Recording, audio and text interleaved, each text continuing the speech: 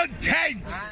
Johnson faction wins and they get out with Brexit. Yeah. We're then presented, the situation is neutral, but with those people in power, they will probably work in power. Well, if they're in power, but I mean, the reason they're going to come to power, the reason they're going to come to power is precisely because you're trying to, like, thwart the will of the people, which is the way it's presented. That's the way people are going to present it. And I reckon if he gets it through, if he doesn't get it through, he's probably going to get a thumping majority. So that's even worse. So, Because really... I think they're going to win. I think they're going to win. All right, but this is a different... I mean, And then the there isn't a way out of that by some manoeuvre. And that's what the problem I know there's is a that way. people think there's some manoeuvring around it. What happens if Johnson wins, Corbyn Are doesn't? you set or are you ready running? What? Oh, you're ready running. Okay, well, let's get going. Can you move a little bit further over, though, folks?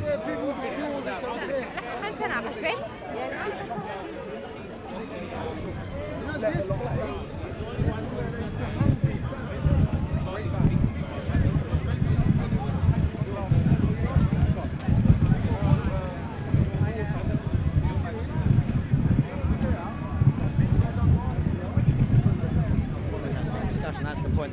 There's a divergence between these discussions. Yeah, but the point is, if they're going to be any socialist, no, I don't really believe it. If there's going to be a socialist opposition to this, if there's going to be some sort of principled socialist government, you've got Corbyn. There's no one left in the Labour Party apart from. Let me just go and get Annie. Yeah?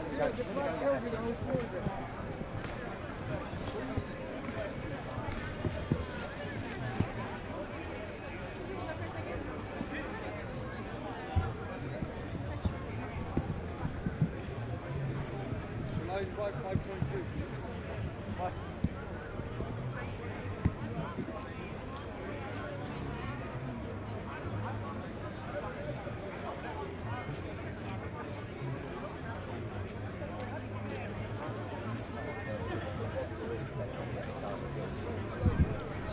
If Corbyn goes down after defeat, who's going to replace him? Because as far as I can see, there's only one person in the Labour Party that I would support, is Chris Williams. Well, he's now being suspended.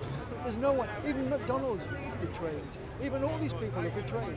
Corbyn is the last one. If he goes, that's it. The Labour Party is finished. Everybody's coming. These are the problems we've got. Well, that's the main reason I come here for not disputing politics. it. I'm Nobody else reverting to my original idea that the Labour Party is a no-hope. Well, Yeah, sorry. it's not that the Labour Party is a no-hoper, it's that the dynamics towards forming a political organisation capable of leading the workers to power, that's what you're talking about, a transition to socialism, will come through an internal split inside the workers' parties. And that's the case in almost every country in the world. That's how I see the process. So that's tactically why throughout my adult life I've been in the Labour Party or working with the Labour Party, because at some stage in a pre-revolutionary crisis there will be such a split in the Labour Party and in theory it will be possible to take it over. And that's been proven by the events around Corbyn. They made many mistakes which led to being encircled by enemies, and then at the moment it looks like they're being strangled by that. We'll see. It's not set in stone, but certainly the tendency and the direction is all negative at the moment. I don't dispute that. But having said that, even if Johnson gets his way, either by getting a deal through Parliament or by somehow, or the European Union refusing to renew or something like that, it's not an automatic thing that will result in a Johnson victory. There are a lot of people who think that, and I think that's the most likely scenario, that he would win in those circumstances, but it's also possible that he won't, because the Brexit party on the one side and so on. But that's why he's posturing as being so militant against Parliament, against everyone, because that's Dominic Cummings' theory of change, is that the more dramatic and determined you are, the more likely you are to win, which of course there is truth to it. And that's why Corbyn was supported in the first place, and because he had this sort of peace and love type mentality towards conflict, that he tries to avoid it by everyone must come together, everyone must discuss. that, of course, doesn't play well with the masses, because working people, I mean, the working classes in the traditional sense of the word in a way, they treat it almost like a football game. One side must win. It's not like all come together and kick the ball around with each other. It's one side must win, and you must push that one side. And in the class struggle, it's true. It's the workers against the capitalists. That's the core fundamental conflict in society. And so it's the same dynamic in politics as far as they're concerned. So that's why Thatcher was popular, and that's why Johnson at the moment is playing a populist game and succeeded. Well, that's why I agree, because Thatcher, there should have been an equivalent of Thatcher in the Labour Party. Well, there was Arthur Scargill. Yeah, but he wasn't in the Labour Party. He was in the Labour Party, actually, but he wasn't high up. You needed a leader who was absolutely strong. Well, I agree, and that's the essence of the question. You see, now I don't have a crystal ball, so I'm not going to predict which way this whole dynamic will go now, particularly because it's so dependent on a number of factors that are uncontrollable, and that you can't predict, who will vote what way next week, blah, blah, blah. It's not predictable. But the core dynamics in society is what you have to understand. And then you won't be lost by, a tide turning against you temporarily. I mean, after all, we've been coming here for decades, 1986 I started speaking at Speaker's Corner. The Soviet Union was still there. I moved from here to East Germany. I lived in East Germany during the revolution of 1989, or the uprisings, and I saw that turn the direction I wanted it to go. And then it turned the opposite direction within 3-4 weeks. And the same people who were marching with us, advocating a democratic form of communism, a few weeks later, many of them were marching behind the German flag and singing Deutschland, einig Vaterland. And so, political and social dynamics in a revolutionary period. And Britain has entered not a revolution, but into some degree a revolutionary, but it's an awakening of some form of political consciousness. It's a confused, it's an annoyed, it's an angry consciousness, generally focused around right-wing causes. The nationalist issue, the Britain breaking away from the European Union. In Scotland, this finds its manifestation in Scottish nationalism. In Wales, to some degree, in Welsh nationalism, and in Ireland with the DUP. These are the peculiarities of history. But class struggle underlies the core. And actually, it's the absence of direct class struggle at the moment that is the main flaw in the whole agenda of the Corbyn movement. Because you can't base yourself on how many MPs has Corbyn got? 30? 30 MPs who actually support the type of agenda that Corbyn proposes. That's it. And you got... It's not the agenda. I remember the Labour Party. I've been many years on the left. I know, yeah. It's not the agenda. It is Jeremy Corbyn. The problem is he threatens to let the Conservatives win again. Well, so they all say. And we daren't do that. So they all say. But the truth of the matter is, I was looking through some of the discussions at Speaker's Corner over the last couple of years. And I recall in 2016, when the referendum happened, then almost immediately after the referendum, the Labour Party right-wing, I will call them right-wing, many of whom are now in the shadow cabinet or, mouthing off at demonstrations and rallies. Right. They moved to oust Jeremy Corbyn at the time when they could have attacked the Tory party. That's when they moved against him. So these people who now are temporarily holding their mouths about Jeremy Corbyn, don't expect them not in the next couple of months to scream and shout, it's all Corbyn's fault. Whereas actually, if you go through, we forget these things. It's the nature of modern society, modern mass media, that we tend to forget what happened the day before and the day before that and the day before that. If we analyse that process, then you have a clear dynamic whereby when Theresa May was weakest of all, the Labour Party members of Parliament opposed to Corbyn sabotaged the campaign against the Tory party. And only now, when Boris Johnson, well, what do you expect? What do they expect Boris Johnson to do? Of course he's going to take a militant posture. Of course he is. It's the only logical stance he can adopt. Of course he's going to do that. And so,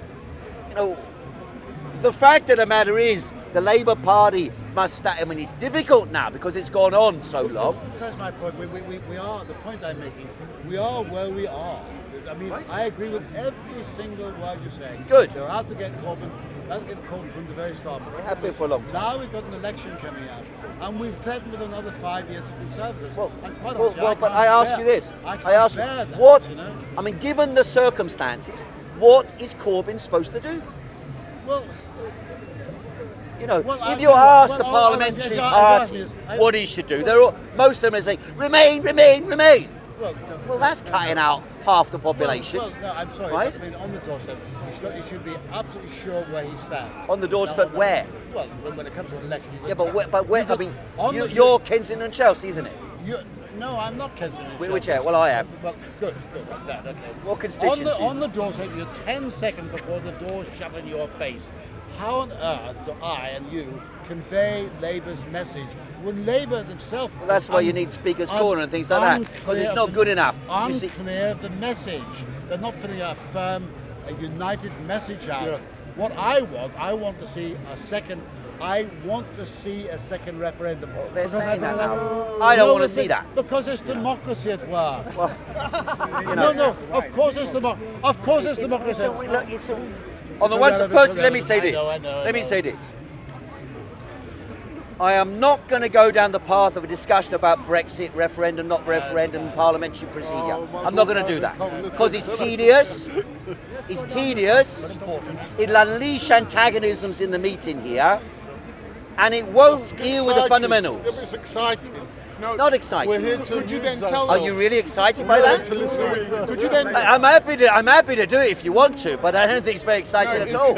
I think it's just a pile of bullshit. Would you be able to tell us then the message from the Labour right and Jeremy Corbyn's message? That way we know what Labour actually stands for. Because you mentioned the Labour right wing. What's the Labour right wing's message and what's Jeremy's message? The Labour right wing want to align with the idea of calling a new referendum and campaigning to remain. And unfortunately, some of the so-called lefts have adopted that position as well, including John McDonnell and including Diane Abbott. And they are wrong to do that. Why? I believe it's wrong. Why do I think it's wrong? Okay, but if we're going to discuss this question, I'm going to say what I think. Yes. I'm not going to have a general debate because this isn't television question time. We've had years of that. And if I'm gonna stand up at Speaker's Corner, you are the speaker. Speak. Mouth off, then I'm going to speak. Why you don't agree? Hang on. I will let you come back, but I'm not engaging in a general discussion on that.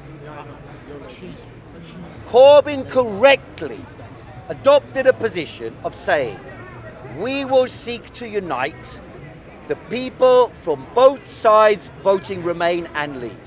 And we will seek to unite them effectively on the basis of class identity. In other words, the working classes across the country, whichever side they voted in the referendum on leaving or remaining the European Union, should have their interests represented by the Workers' Party, the Labour Party. That's the policy or the attitude he has adopted. It is the correct attitude. No, it's not. The problem is, we won it. Let's leave. But did I dispute that? Well, no, but I said, you didn't listen to what I'm saying. You appeared here half drunk already, not listening to what the discussion was before you arrived. Then you assumed that I was arguing for a Remain vote and so on. I've already said I'm not. Right? So that's fine. I accept the vote. I am saying I accept the referendum took place. I do not, my opinion, I do not want another referendum. I think it will further root in antagonistic contradictions based on nationality. And I do not want nationality to be the main issue in the election. I want social and economic transformation of society to be at the core. I want that as well. By the way, do not forget those who are saying, oh, you know, the Leave campaigners, often they turn around and say, you know, we're being bullied by the European Union, or we're being oppressed by the Europe. And others will turn around and say, the Remain camp, like the protesters yesterday, turn around and say, oh, the European Union, that stands for our rights. And Corbyn sometimes repeats, well, the rights in the European Union are going to be undermined. Well, look at Catalonia. Yeah? Don't think that the European Union stands for democracy and peace. Nor, by the way, does the British Parliament and the British state. The British state is the most militaristic state, the most violent state in the whole of Europe. In the whole of Europe.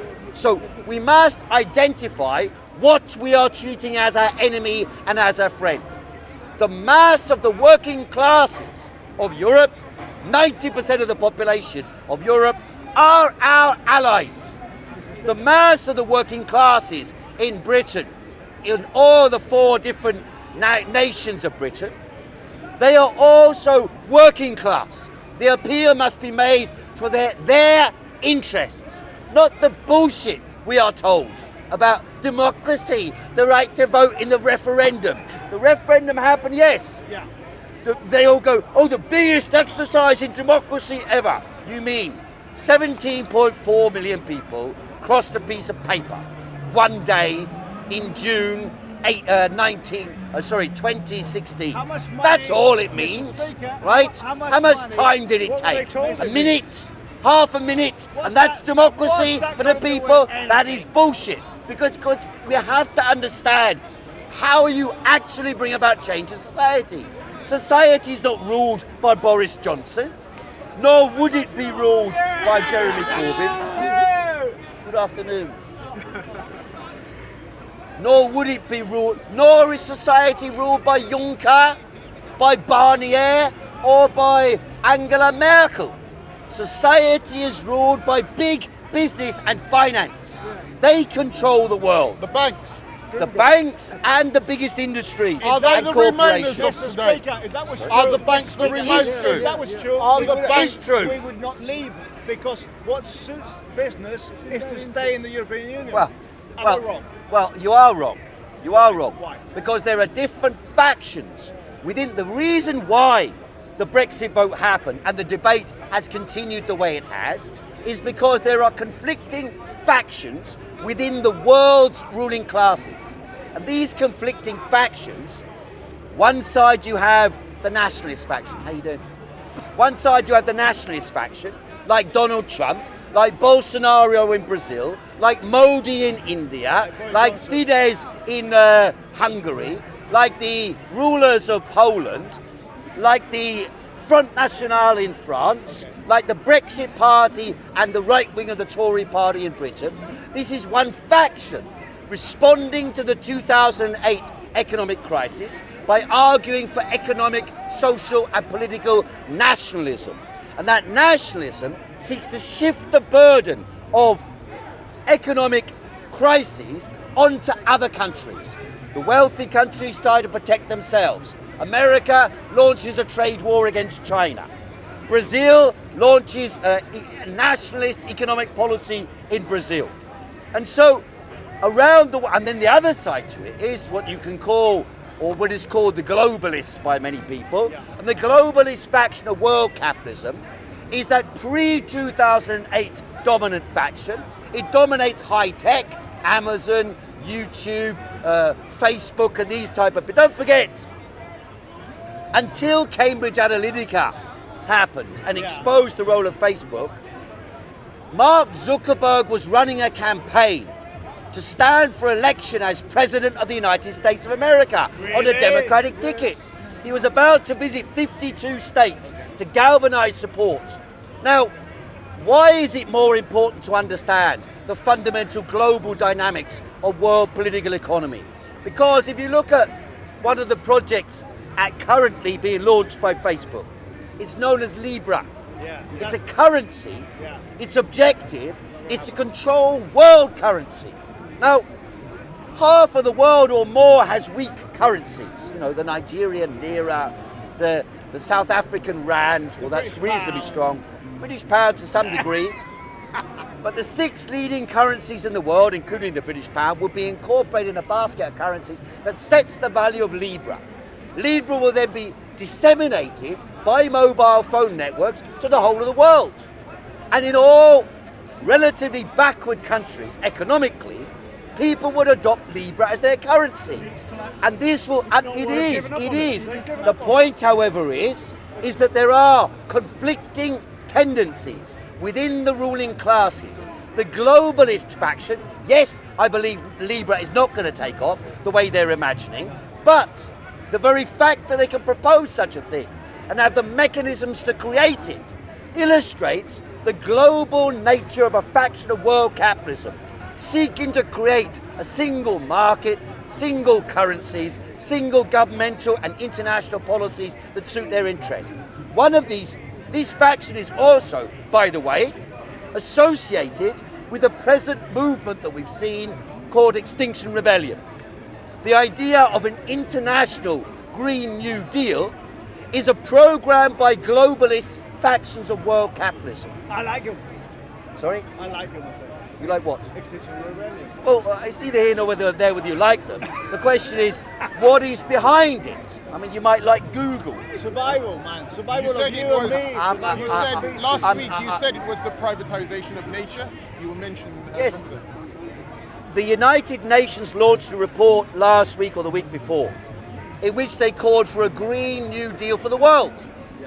What it really means is they want 1.7 trillion US dollars of state money or pension funds to be invested into green technologies. Now, you don't need $1.7 trillion in the whole world ever to be spent on green technologies in order to resolve the so-called problems that they identify.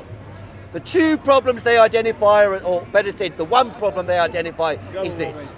The argument is the world is warming since 1880 by approximately 0.8 degrees. And they argue that the correlation between rising CO2 and rising temperature is established and proven. That's what they argue. Do you not believe it? Now, if you accept, I don't know, I'm not a climatologist who can investigate all the different branches determining climate. So I'm agnostic on the question. Let's assume it is correct. It's not a religion. Let's assume it is correct for the sake of the argument. We know from a study from ETH Zurich, led by Tim Crowther, that if you plant 1.2 trillion trees, you can suck down 66% of the carbon dioxide released by man since the 1880s. That is a lot of trees. It will take, it's a lot of trees, but Ethiopia planted 350 in one day. In 12 hours. I saw that. Ethiopia planted 350 million trees. I saw that. So if Ethiopia can do that, then the world can do it without any problem whatsoever. Second is, because Crowther and his team claim, and this is costed, they worked out where the trees are required, they worked out where it won't affect agricultural production, where you can simply replant the forests and this will suck down the carbon. That's the theory they propose. Right? Now, it will only cost £240 billion. 240 billion. So why do you need 1.7 trillion every year? Because actually, if you look on the internet,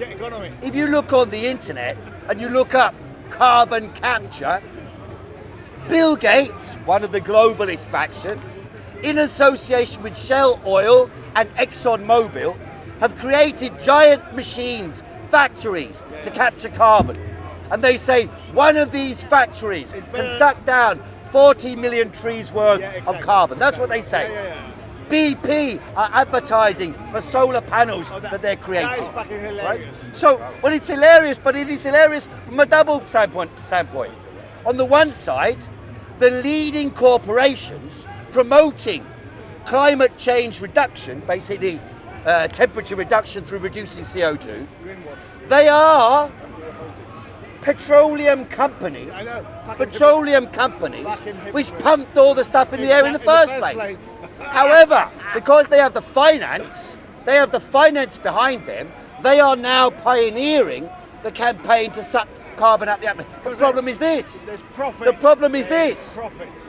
Well, there are multiple problems, but let me first give you a solution so you understand how you could solve that problem if you accept that paradigm. So one, plant the 1.2 trillion trees. 240 billion pounds. It's been costed. It's next to nothing. This street alone is worth several billion. And the Monopoly Board, Mayfair alone, is worth more probably than 240 billion. So don't say the money isn't there. It is there. Second, now Tim Crowther and his team, they say, okay, it will take 50 to 100 years to fully kick in the impact of the carbon drawdown by plants. So the question then comes, so how can you have a bigger impact relatively quickly? Well, then you deal with methane. Methane is a much more powerful greenhouse gas, and it can be reduced and sucked down, and methane remains active for around 20 years. So you can act now on methane and act now on trees, maybe for 1 trillion in total. You could resolve all the question of greenhouse gases and reduce greenhouse gases to the level of 1880. Whether that's desirable or not, we will find out. If carbon capture devices, I've been advocating this, so you don't have a problem. You just had a blank in front of your eye, thinking he's a denier. Now, so you're saying? Okay, Mr. Speaker. I'm saying these are perfectly possible. So why do we need to buy carbon capture machines? Carbon capture machines are a very dangerous thing. Ask yourself this. That's right. That's all it is. There's a money-making game going on behind the hysteria. Absolutely. And the reason why they're calling for these demands of net zero. What does net zero mean? It means nothing. It means nothing. What does a citizens' assembly mean? It means a group of people open to be lobbied by the big corporations, right? Selected, picked out of nowhere, and then lobbied the fuck out of for like a year, 2 years, 3 years, until they put their hands up and say, carbon capture. Even Roger Hallam, I did an interview with him, broadcast on Content of Everything. He's the founder of Extinction Rebellion with Gail Barbrook. And even he said, oh, well, maybe they'll invent a carbon capture device, suck it all out the air, solve all the problems. He said that, right? Overpopulation, that's one thing. What overpopulation? Yes, man. The whole of the population of Earth can fit on the Isle of Wight. What So overpopulation? So what? What overpopulation? Is there enough food to feed them? It's not overpopulation, it's what the capitalist system does to extract surplus from the working classes, and what they do by rapaciously plundering the planet's resources, human and material and natural, for making profit. They're not interested in carbon capture, they're interested in making money. And if carbon capture machines will be bought by governments, they'll pay for them. They're happy. The biggest, easiest way of making money is to have government subsidise you. Subsidise your profits, because the sucking down of carbon is never going to be paid for on a commercial basis. It costs around 600 pounds a ton, I think it is, something like that. It's a ridiculous amount of money compared with other methodologies. So with planting trees, for example. So the idea is very simple. They will make a mint out of it. And that's why every time there's a protest movement begins around Extinction Rebellion or something, it comes from something else. A woman called Margaret Klein, she wrote an article, or a thesis basically, in 2016, and you can find it on the internet, and it's called The Climate Mobilization. This predated the existence of Extinction Rebellion, and this climate mobilization, they said, long before Thunberg, long before Extinction Rebellion, they said, what we need to do in order to get the mobilization of financial resources towards these programs, what we need to do is to make people think there's a world war type scenario going on. We're fighting the biggest enemy of humanity, climate change. It overrides everything. doesn't override everything. Yes, it does. Human beings, even according to their own theory, they are saying climate change is man-made. If it's man-made, then it's about economics. If it's about economics, it's about who runs society. 20 companies supposedly are responsible for most of the greenhouse emissions in the world in any case. So what are you talking about? It means expropriating these companies and utilizing the economic resources, human and material, for the benefit of mankind. So that when we produce products, rather than making an iPhone 5 to compete against an iPhone 6, to compete against a Huawei, to compete against a Galaxy, to compete against a Samsung. If you take these companies into public ownership and each of the components is made to last, and you can swap the components as upgrades, and you can add what components. Hang on a minute. You have had beer. You come straight right next to me, and you're demanding attention. It's not going to be given to you all the time. No, order. The gentleman will be heard. I was watching that yesterday, and it was quite absurd. But anyway, I will take you in. What do they say? If you're going to give way, I will give way to the gentleman in a minute. I will continue to make my point, and then I'll give way to the gentleman in a minute. Thank you very much. Where were we? The Queen's speech. I watched the Queen's... The Queen's speech, yeah, that was a farce as well, isn't it? The opening opening of Parliament. It was opening of Black Rod, It was absolutely... close the door. I mean... You know, and then they have What a comic. the eyes, yay, the nose, yay, division. What do you press a frigging button? Well, that's all the establishment. You want to vote, press a frigging button. Move a bit faster, wouldn't it? Press a frigging button. Then we give them a button each. Like each member of Parliament. Secure encrypted button. Bang. Done. You don't need to walk out of a room for 20 minutes, wander around in a bunch of lobbies, then come back in, and then wait for some dickhead to come and tell you how many. Yeah? It's not hard, is it? And you have a teller, a human teller, watching how many people go past. You got machines, you got bloody facial recognition, you can put up your hand in the room. What's the problem? So this is arcane, exactly, arcane so-called tradition. Marx once said, tradition weighs on the mind of the masses like a mountain on their back. And that's why revolution happens, because people tolerate shit for years and years and years. And then suddenly, one tiny spark over a relatively insignificant incident can cause an explosion of revolt. Remember, in Tunisia, when the revolution began in the Middle East, in Tunisia, one guy set himself on fire. Poured petrol over himself, set himself on fire, and it ignited a revolution, not only in Tunisia, but in Egypt, and of course, North Africa. Now, after this, hang on, after this, many people thought they were discontented, so they thought, okay, I'll set myself on fire as well. Nobody took any notice. So a moment in history has to be, at that precise juncture where the internal contradictions exist within society. Now, one problem with Extinction Rebellion's theory, and I discussed it out with the founder of Extinction Rebellion, Roger Hallam. One problem with their theory is this. He thinks that it's all about how your tactics are. So he said to me, it doesn't matter what we do. We can go out as clowns, we can go and pour blood on the street, we can run naked down the street, we can do a blockade the streets. Anything that has an impact gets in the news. And as long as we get in the news, it's all good.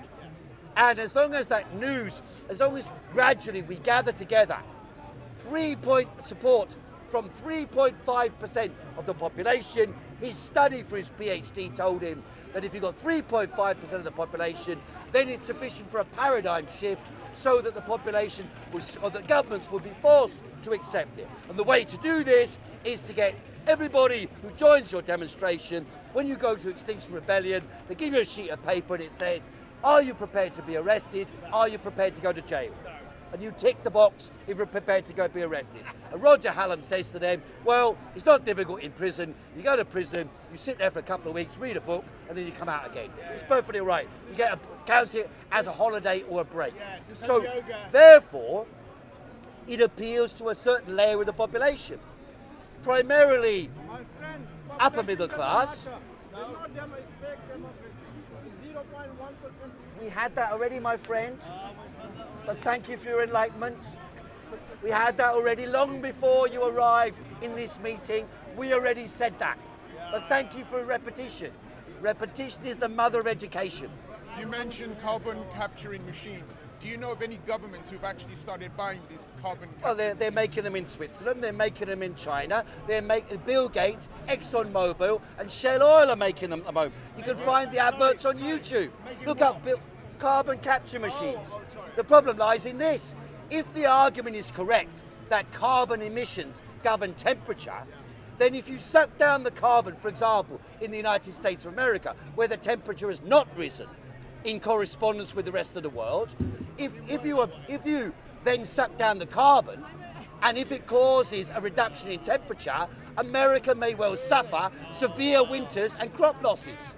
So it's actually becoming a weapon of war to control the carbon. If it's correct, the carbon governs temperature. So if you've got a 30, 40 massive carbon capture devices and you suck the carbon out the atmosphere, will the plants survive? Because plants are dependent upon carbon dioxide. According to NASA, in the last 35 years, there is a greening of the Earth to the scale of twice the size of the United States of America covered in foliage, green foliage. And 70% of that is ascribed by NASA to carbon dioxide emissions in China and India. Look on the NASA website if you don't believe me. So the question then comes, well, actually, in order to foster the growth of plants, you should perhaps release more carbon dioxide into the atmosphere rather than reduce it, because otherwise the plants wither, and under 150 parts per million in the atmosphere, all life on Earth would die. So you have to consider that when you're talking about this question. And be very careful how you approach that question.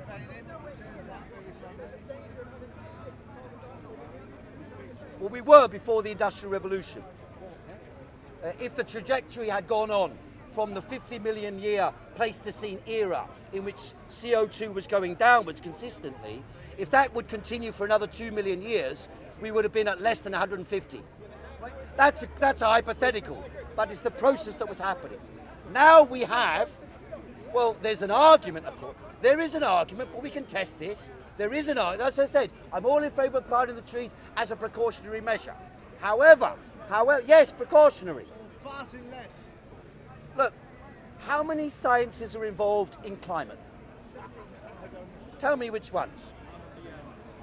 It's oceanography, because the oceans contain most of the CO2 in the world, and they also affect the temperature on Earth. There is meteorology, which, as everybody knows, is an extremely complicated subject. Almost no meteorologists are able to accurately predict the weather more than 2 or 3 days in advance. There are man-made emissions, which is about pollution control. There is volcanology, so volcanoes. There's seismology. There's earthquakes that affect what happens. Then there's botany, plant and animal life, what makes plants. For example, there's a study in China, recently released, which shows that the increasing CO2 has created a growth of plants in the dune areas around the coast in the northern latitudes, which have actually fortified the coastlines against sea rises and impact from adverse tsunamis and all that sort of thing. And erosion. That's a positive factor of CO2. And CO2, don't forget, is the gas of life. It's not a death gas, it's the gas of life. It's a necessary gas for all life on Earth. We are carbon made. We are carbon creatures. So these are simple facts that sometimes get forgotten in the discussion. when people confuse pollution with CO2. So Oh, there are multiple sciences involved in this question, and therefore I do not believe there is a simple methodology to argue that CO2 emissions increasing equals increasing temperature equals disaster for man on Earth. I don't believe that's accurate. But nevertheless, if you want to solve that problem, two methods: reduce methane, that's a rapid reduction. Second method, plant 1.2 trillion trees, 240 billion pounds, the problem solved. So don't come screaming about, you need to shut down this street, you need to kick people in the head in the tube station or something like that, because it's not beneficial to the issue. But what you should analyse is the political economy of the green movement. And that political economy is dominated by big tech, artificial intelligence, and the giant corporate lobby, like Bill Gates and also the oil lobbies. They dominate that, and they're controlling the agenda, which is pushing for vast sums of your money, your children's money, and your grandchildren's money to be thrown at useless technologies that will have zero beneficial effect for mankind. That is why it's important to understand the political economy of the game, rather than just to believe the nonsense they tell you every day about what they're doing. It makes not an ounce of difference to the fate of this planet whether you drink plastic straws or paper straws. Not an ounce of difference. It makes not an ounce of difference if you fly on an aeroplane or not. It makes not an ounce of difference if you have a plastic bottle of water or not. It's not good to have plastic bottles of water, but it doesn't make any difference. Really? I think, can I say that? I think you're going too far, because I can understand there can be, an increase. Like for example, if you go an increase of CO2, it can be beneficial, for example, for having more plants or whatever, because plants use CO2. Yeah. But you need to remember there's a very delicate balance in nature we discover it now. It's a very intricate balance, and all scientists agree with that. I'm not denying that. It's a very but it's a lot more intricate than we know about. Yeah, exactly. And the problem is people are now claiming they know everything. Yes. Right? And that's the But problem. there's this assumption that nature is a very incredible, complex system. What, are human beings not part of nature? Yeah, of course. Right. Do we not dominate in the world today in nature? Yes, we dominate. So this is a problem that creates a fear. I think we need to seriously consider the impact we're having with the emission, because That's fine. But who isn't seriously considering that? No, because you said that there is no. I mean, we don't need to be considered whether we take a plane or whatever. It makes no difference. But wait a second. If you look at in a large scale, it's gonna have an impact. Maybe it's not gonna be the same impact like as, for example, solar activity or whatever. But the idea they're promoting, sorry to interrupt you, but the idea they're promoting is that the new generation, the Thunberg generation, they must all advocate a new way of living. And this new way of living, no flying anymore. They have what they call flight shame in Sweden. So you're not supposed to fly anymore. Otherwise, the village of the damned children will look around at you and stare at you, until you're scared never to do it. This is nonsense. Nonsense. Yes, you can reduce the emissions of an aeroplane, but there's no reason why we should restrict people flying when the reality is what you need to do is control capital, control the activity of worldwide capitalism. They control the economy of the world, not your consumer choices. They like to make out when there's an economic crisis. They say, oh, there's an economic crisis because you aren't shopping enough. It's not because you aren't shopping enough, it's because capitalism is a system which produces blindly for profit. That's why you get multiple replication of goods, like an iPhone, iPhone 6, iPhone 7, iPhone 8, iPhone 9, all of them based one on another, whereas they could make the machines that are replaceable, amendable, adjustable. In fact, you can go to Shenzhen in China, and there you can go round the shopping malls. And there's a giant shopping mall that has all the components of all the mobile phones in the world. And you can buy 3, 5, 10, one component. And you can take those pieces and ask someone, fit this together for me. to make a special machine for playing 3D games. Fit this together for me to make it the greatest stereo device in the world. I agree. And the machinery is there. The equipment is there. The question is, who controls it? Methane emissions. We already have stem cell technology, which can take the feather of a chicken and use the feather of a chicken to manufacture unlimited quality, unlimited quantity, well, unlimited but almost unlimited quantities of high quality meat. The only thing they're lacking so far is the texture. As soon as they produce these, they're already got them on the market. Problem is they cost like £5,000 a hamburger now. But by the end of the year, they will already be in the supermarkets. So the idea that we need to have some radical reduction in airplane flight, when you can pretty much cut out all meat production from beef within 5 years, simply by stem cell meat. And no one will know the difference, and it tastes almost the same. And if some people want to have a few cows they chop up and pay a bit more for, fine. You don't, because of that, we'll cut down the methane emissions massively, which will mean the greenhouse gases, and methane is a poison, unlike CO2. You're saying a very, very interesting thing, but I think the point I'm making is, of course, you're right in many things you said, but this doesn't mean everything. But we should, you will agree with me, that if we reduce a bit our consumption, or the way we use transport, or whatever, maybe it's not going to have a huge impact, but surely it's going to make things better. Do you think? Would you agree or not? Not really. No, it's not going to make what things it'll better. mean At least it cannot mean, make things worse. What it'll mean is a sort of. Do you agree with me on that? Or Well, not? I think it will make things worse because it creates a sort of authoritarian greenism, whereby you start attacking people. You didn't do that. You flew on the aeroplane. You did that. You did that. And particularly generationally, the young kids attacking the parents, whereas actually it's capitalism doing it. In other words, commodity production for profit dominates the world. The big companies make things to make a profit. Whether it's a green machine or a smog machine, they make it for profit. That's all they're interested in. And so the idea that the consumer is governing this is rubbish. They don't care what the consumer wants or not, except to the degree that they can manipulate them. And of course, in the name of fighting for these technologies to save the world, they're introducing technologies which are extremely dangerous. For example, the 5G technology they're putting out now. They tell you now, buy a phone, you'll get 5G. The cheap 3 mobile, which is the worst mobile internet connection in the world. It's terrible. I mean, I live in relatively central London. Half the time you can't pick it up. Right? Can't even pick it up 3. Look, I got here, they say unlimited 4G. I got 2 bars in the middle of town. 2 friggin' bars, right? You go up to Notting Hill, you get 1 bar or nothing. You go in your room, you get nothing. They're unlimited. And then they're saying they want 5G. What 5G means is they will be able to have drones flying around, observing people, watching what you're doing 24/7. It's not dystopia, it's fact. These are what they've got. The machinery equipment is there.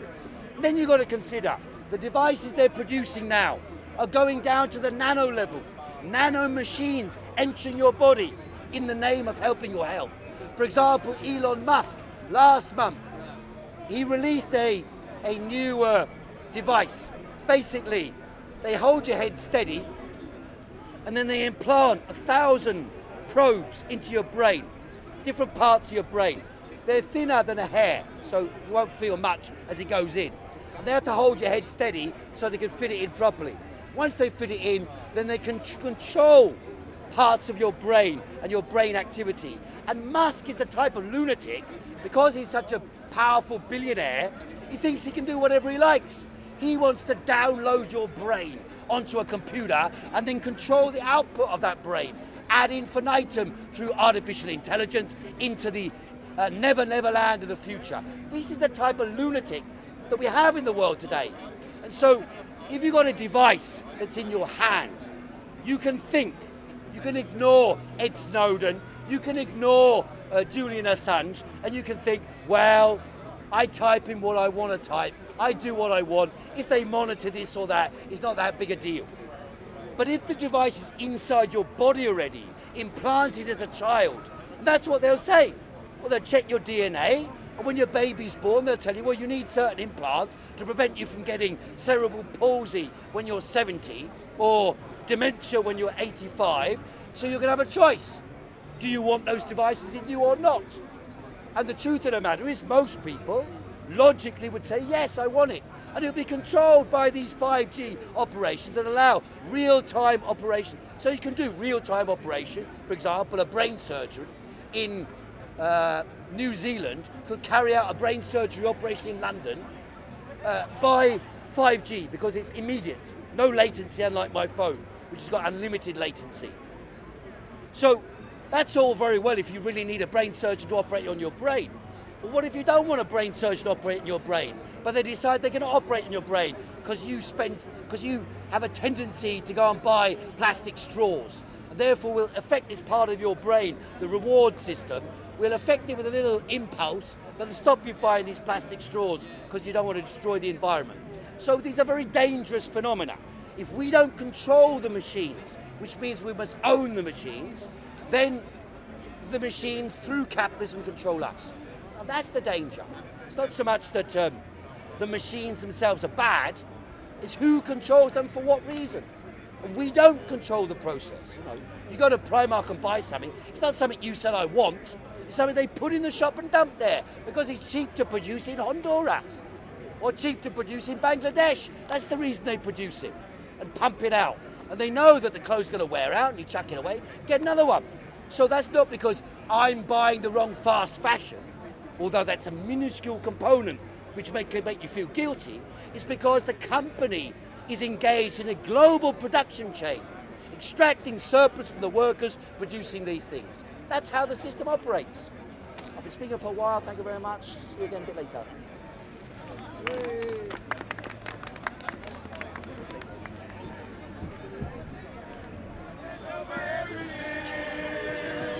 Come take over everything from your melody. Come, man, say it straight. Man, don't listen to BBC. Man, don't listen to ITV. Now, when he comes, when he get those letters, Imam Hussain decides to make a trip to Jeddah. He goes from Makkah and Medina to, and by the way, Yazid had also sent soldiers in Makkah to assassinate Imam Hussain. Imam Hussain said, what I'm going to do is I'm going to leave Makkah because it's holy land. I don't want my blood to be spilled in the holy land. And there's a prophecy by the Holy Prophet that peace and blessings be upon him, that there will be a frog will die in this land. So Imam Hussain said, I do not want to be that frog. So I want to leave, I want to move from here and go to Kufa, yes, where basically the letters and stuff was coming from.